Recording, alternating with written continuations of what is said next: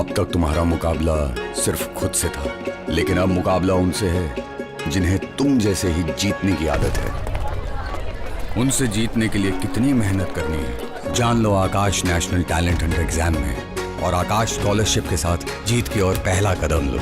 Register for ANTHE 2022 today.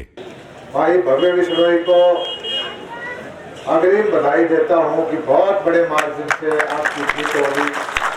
कई दिनों से मैं कार्यालय में हिसार बैठा था, आज 5-6 गाँव में पहली बार गया था। लोग मिलते रहते हैं और लोग यही कहते हैं कि ये जीत है, मार्जिन देखने वाली बात है कितनी है, और उसका कारण भी है। मेरे ख्याल में हरियाणा के 90 हल्के हैं, आज पहले 81 होते थे। 54 साल से कोई हल्का ऐसा नहीं है, कोई परिवार जो लगातार राजनीति में जीतता रहा। इस हल्के के लोगों को नमन करता हूँ। ऐसा इतिहास आपने बढ़ाया है और ऐसा प्यार एक परिवार के साथ चौधरी बद्रीलाल जी के साथ आपने निभाया है। आपका मुकाबला हरियाणा में कोई हल्का कर नहीं है। उसकी वजह भी है, हरेक घर को, हरेक परिवार को, चाहे किसी ने बद्रीलाल जी को वोट दिया, किसी ने ना दिया, बगैर भेदभाव के अपना परिवार का सदस्य मान करके इतनी लंबी राजनीतिक पारी खेलने वाला हरियाणा में और कोई परिवार नहीं रहा। मैं आपको भी बधाई देता हूं और भाई भव्य को, कुलदीप को बधाई देता हूं कि जिन रास्ते पे चौधरी साहब चले उसी तरह से प्यार बना के इन लोगों की सेवा करो। इन लोगों का एहसान जो है पूरे परिवार पे नहीं, पूरे हरियाणा की जनता पे है कि बार बार ऐसा नेता चुनके उन्होंने दिया जिन्होंने हरियाणा के विकास में बहुत सारे 4 चांद लगाए। आज मेरे जोड़ाराम जी हमारे साथ विधायक हैं। बहुत महीनों से, साल 1.5 साल से हमारी चर्चा होती रहती थी कि भाई सारी बात ठीक है लेकिन कुलदीप दूसरी पार्टी में है, ये बात हमें खटकती रहती है। और कुलदीप ने फैसला लिया तो मैंने सबसे पहले स्वागत किया था कि अब जो है मैं बताता हूँ, कुलदीप का आना एक नेता का नहीं है। आप देखना आने वाले वक्त में हरियाणा की राजनीति में बहुत बड़े बदलाव होंगे। इस चुनाव को आप साधारण चुनाव ना समझो।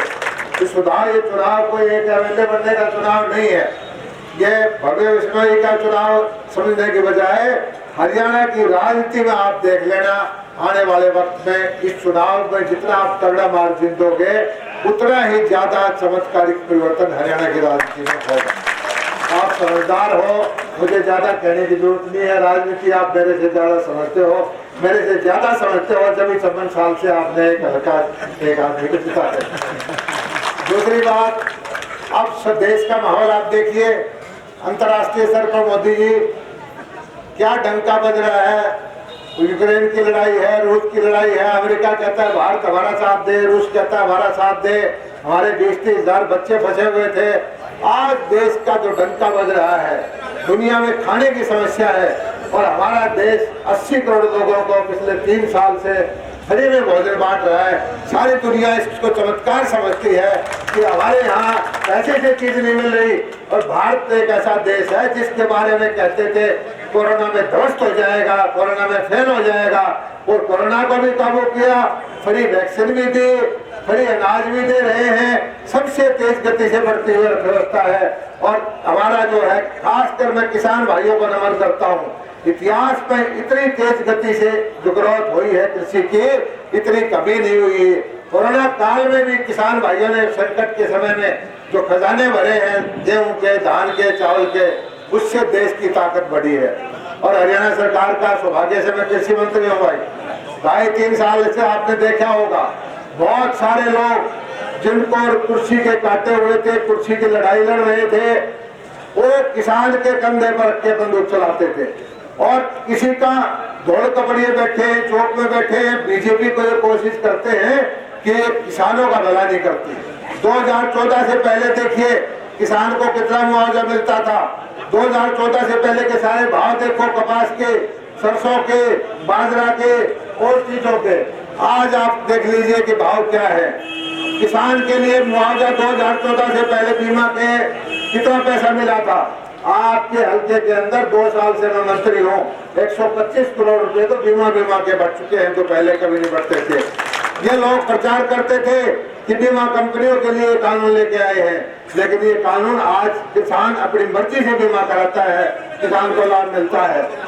मुआवजा आपका आ चुका है, उसकी वजह से पीछे कुछ गड़बड़ हुई थी, सार में जमा हो गया है और वो मुआवजा भी बढ़ जाएगा। बहुत सारे जिन गांव में ये वो नहीं है, आचार संहिता नहीं, उनमें बढ़ना शुरू हो गया है और आचार संहिता की परमिशन मांग रखी है, वो भी आपको मिल जाएगा।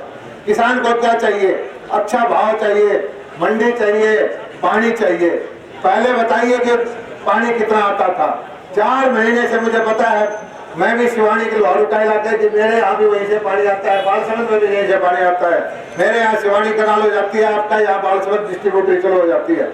हमने कोशिश करी है, दोनों नहरों का पानी जोड़ा, भाखड़ा का पानी जोड़ा और जमुना का पानी जोड़ा। 3-4 महीने से लगातार आपको देखा, आपकी नहरों के अंदर पहले से पानी आ रहा है और पानी हमारा देना हमारा फर्ज है। 300 करोड़ रुपए हमने नहरों पे लगाए हैं विकास के काम के लिए। आपको पता है कि ड्रिप इरिगेशन की स्कीम हम लेके आए हैं, बागवानी की स्कीम हम लेके आए हैं। आज एक प्रधानमंत्री ने कहा जो था 2-2 हजार रुपये करके, पैसा थोड़ा लगता है। हमारे यहाँ समृद्ध किसान है, बिहार में, उड़ीसा में 6,000 रुपये साल की, वहाँ एक साड़ी में बेचारी रहती है, एक बाथरूम चप्पल में हमारी मजदूर करती है, उनके लिए बहुत बड़ा पैसा है। आज भी 16,000 करोड़ रुपए किसानों के खाते में प्रधानमंत्री ने डाले हैं। खाद का आज प्रधानमंत्री ने फैसला लिया है कि खाद के साथ किसान को नई चीजें, दूसरी चीज बेचते हैं। सारे देश की खाद का कह दिया, कोई कंपनी वंपनी नहीं है, एक ही कंपनी खाद का नाम होगा, भारतीय खाद होगी और सब जगह एक जगह मिलेगी, एक ही खाद की दुकान होगी, कोई नहीं बेच पाएगा। तो ये चीजें सुधार करने की कोशिश हमारी चल रही है। आपको देखा होगा कि नौकरी गरीबों की, भाई एक राजनीति चलती थी, गरीब आदमी का बच्चा फर्स्ट डिवीजन का रोता रहता था, साहूकार का बेचा, नेता का बेटा 3rd डिवीजन वाला उसकी नौकरी खा जाता था। क्या लोकतंत्र के लिए अच्छा था? मैं कहता हूँ कि ये हिम्मत दिखाई है तो भारतीय जनता पार्टी ने दिखाई है। भारतीय जनता पार्टी ने बदलियों में ये कहा कि बदलियों का एक धंधा बना हुआ है, इसको बंद कर दिया जाए और ऑनलाइन ट्रांसफर सारे कर्मचारियों को कह दिया कि अपनी मर्जी से पूछो, जहां लग जाना 3 साल के लिए एक बार लग जाओ। होता क्या था लोकतंत्र के अंदर? एक व्यापार बना दिया था कि नेताओं के पीछे घूमते रहो, बदली वाले, नौकरी वाले, ये वाले।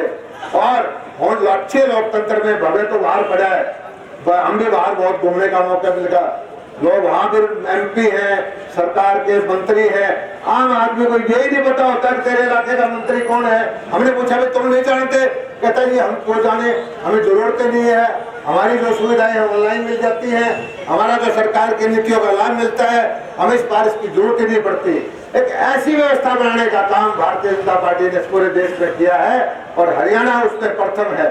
हरियाणा ऑनलाइन से हो सकता है कि कुछ दिन के लिए आपको कुछ दिक्कतें आती हो, नई सिस्टम, लेकिन हम किसान की ऑनलाइन करा रहे हैं, मेरा फसल मेरा पानी और तरह के तरीके। हमारा कोशिश ये है कि जो किसान बोता है उसकी मंडी की व्यवस्था करे, उसकी खाद की व्यवस्था करे, उसकी बिक्री की व्यवस्था करे। आज भावांतर भरपाई की 2 योजना होगी। पिछली बार हमने 600 रुपए के हिसाब से किसान के खाते में पैसे डाल दिए। बहुत सारे कालाबाजारियों ने आंदोलन किया, कहते थे कि गलत किया। क्या किसान के लिए गलत किया? आज 450 रुपए बाजरे का भाव सब किसानों के खाते में हम डाल रहे हैं। जिसने बाजरा ले मंडी में ले आओ, बाजरा मंडी में ना लाओ। आप जिस किसान ने गिरदावरी करवा ली, पटवारी का चढ़ गया या खुद चढ़ा दिया, उसके खाते में सीधा पैसा दे रहे हैं। ड्रिप इरिगेशन के लिए 85% सब्सिडी दे रहे हैं। और बहादुरपुर के भाइयों को एक चीज बताता हूँ, भाई ड्रिप इरिगेशन पे आओ, खेतों में डिग्गी बनवाओ, डिग्गी का पैसा भी निकाटा के माध्यम से सारा पैसा हम देते हैं। हमें बताया कि यहाँ किसान को सबसे ज्यादा जरूरत है वो नहरी पानी की है। तो माइक्रो इरिगेशन पे आओ, हरा भरा इलाका इसको देखना चाहते हैं। अब भाई भव्य आ गया है, आपको चिंता करने की जरूरत नहीं है। पहले भी बगैर भेदभाव के मनोहर लाल जी ने काम किए और मनोहर लाल जी की, कुलदीप बिश्नोई की, अमित शाह जी की मोदी से मिलके अच्छी एंट्री हुई है। और भाई दूसरी तरफ कांग्रेस है, कांग्रेस में आज आपको एक चीज बताना चाहता हूँ, नाम तो मैं नहीं लूंगा। कुलदीप जी को पता है कई दरखास्त पेंडिंग पड़ी है, उनको ले नहीं रहे। वो टेढ़े जो ज्ञान देता थी कि कांग्रेस में सब जागरों को बीजेपी में आने की कोशिश कर रहे हैं। बहुत हल्कों के लोग लगे हुए हैं। कांग्रेस में है कहाँ? कांग्रेस में गुलाम नबी कांग्रेस छोड़ के सिंधिया साहब का बेटा कांग्रेस छोड़ गया, हर हफ्ते छोड़ जाता है। कांग्रेस से मैं कहता हूं कि सबसे धर्म का काम किया है हरियाणा की राजनीति के लिए कुलदीप भाई ने किया है, जो सही टाइम पर सही फैसला लेकर के हरियाणा की राजनीति में, देश की राजनीति में बदलाव लाने का काम किया है। मैं तो इतना ही कहता हूँ मनोहर लाल जी की तरफ से कि लोहारू का तो जैसे हमने विकास किया है, ऐसे आदमपुर का चौधरी भजनलाल ने किया था, अब भाई भव्य बिश्नोई करेंगे और अच्छा चोटा मार दोगे तो आपका हक जो है हरियाणा सरकार के अंदर मनोहर लाल जी की नीयत यह है कि आदमपुर के पुराने वाले दिन आ जाए, पुराने वाला सिस्टम हो जाए, उसके लिए पूरी प्रयत्न होगा। बहुत देर से आप बैठे हो, लंबा चौड़ा भाषण नहीं देना चाहता। आदमपुर में आपके कॉलेज की शुरुआत हुई, बस स्टैंड भी होगी, तहसील की बिल्डिंग बन गई, कम्युनिटी सेंटर है और ये सारी बिरादरियों की धर्मशाला बनाई, तेलों पर पानी जा रहा है, नहरों के 300 करोड़ रुपए लेके रिमॉडलिंग कराई है, वाटरवर्क्स का पैसा लगाया है। आदमपुर हल्के के अंदर 150 करोड़ रुपए के वाटरवर्क्स के काम हुए और हमारा एक अगला और कह देते हमारा अभी गांव में पानी दिया है। आदमपुर का हल्का, लोहारू का हल्का धानियों में रहता है, वहां भी शुद्ध पानी देने की कोशिश करेंगे, घर घर में पानी पहुंचाएंगे, ईमानदारी से काम करेंगे। आपसे एक ही प्रार्थना है कि इतना मार्जिन दे दो, इतना मार्जिन दे दो कि हरियाणा की राजनीति में उतना ही जल्दी बदलाव आ जाए। आपके लिए मैं इतना ही कहता हूँ। आप इतनी भारी मात्रा में यहाँ बैठे हो, आपका बहुत बहुत धन्यवाद। मुख्यमंत्री जी को बता दूंगा कि भाई बालसमंद से जो है एक तरफा लहर चल पड़ी है और बालसमंद गांव की तरफ से मुझे वायदा मिला है बहुत भारी बहुमत से भाई भव्य बिश्नोई जीतेगा। आपका बहुत बहुत शुक्रिया, धन्यवाद।